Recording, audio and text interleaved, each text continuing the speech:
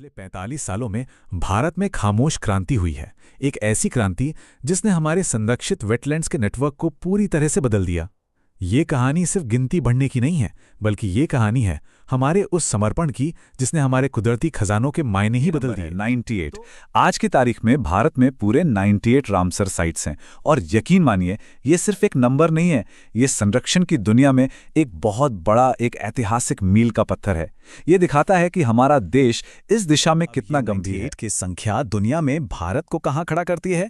तो जनाब तीसरे नंबर पर। जी हाँ, पूरी दुनिया में सिर्फ यूनाइटेड किंगडम और मेक्सिको ही हमसे आगे हैं।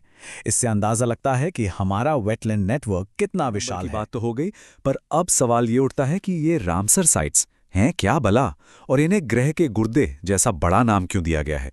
चलिए इसे समझते हैं, क्योंकि ये जानना बहुत जरूरी है। साइट्स को समझने से पहले सबसे पहला और सबसे जरूरी सवाल, ये वेटलैंड या आर्द्र भूमि होता क्या है?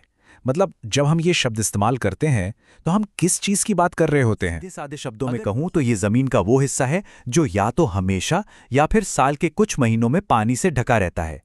इसमें सब कुछ आ जाता है, दलदल, झीलें, मैंग्रोव, नदियों के मुहाने। समझ लीजिए ये जमीन और पानी का एक बहुत ही अनोखा संगम है। रामसर नाम कहाँ से आया?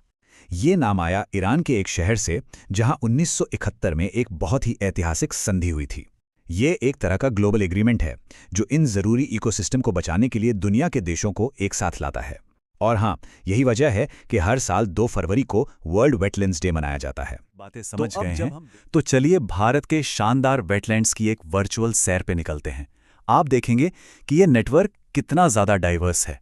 मतलब ये हमारे देश की कुदरती दौलत का एक जीता जागता सबूत है। सफर शुरू हुआ था 1981 में, जब चिल्का झील और केवलादेव नेशनल पार्क को पहली रामसर साइट्स का दर्जा मिला। और देखिए, ये सफर आज भी पूरी रफ्तार से जारी है।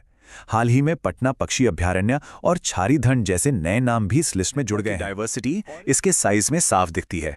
जरा सोचिए, एक तरफ है पश्चिम बंगाल का विशाल सुंदरबन जो 4000 वर्ग किलोमीटर से भी ज्यादा में फैला है, और दूसरी तरफ है हिमाचल की नन्ही सी रेणुका झील, सिर्फ 0.2 वर्ग किलोमीटर की। है ना कमाल की बात? इकोसिस्टम हमारे देश के कोने कोने में फैले हुए हैं। उत्तर में लद्दाख की ऊंची ऊंची झीलों से लेकर दक्षिण में तमिलनाडु के तटीय दलदलों तक, ये वेटलैंड्स सच में भारत के हर हिस्से में जिंदगी भरते हैं। बात करें तो तमिलनाडु 20 साइट्स के साथ सबसे आगे है। उसके ठीक पीछे है उत्तर प्रदेश 11 साइट्स के साथ। और सबसे अच्छी बात यह है कि छत्तीसगढ़, सिक्किम और झारखंड जैसे राज्य भी अब अपनी पहली रामसर साइट के साथ इस संरक्षण की मुहिम में शामिल हो गए हैं। ये बहुत अच्छी खबर है। कहानी के एक अहम मोड़ पर आते हैं। देखिए, इन साइट्स को बस एक टैग दे देना, ये तो सिर्फ पहला कदम है। असली चुनौती, असली लड़ाई तो इन्हें लगातार बढ़ते खतरों से बचाने की है। सिर्फ रामसर साइट का टैग मिल जाना किसी सुरक्षा की गारंटी नहीं है। ये बेहद नाजुक इकोसिस्टम आज भी कई तरह के दबाव झेल रहे हैं, प्रदूषण, पानी की कमी और भी बहुत कुछ। और ये सब इनके अस्तित्व के लिए सीधा खतरा है। सामने आता है मॉन्ट्रो रिकॉर्ड।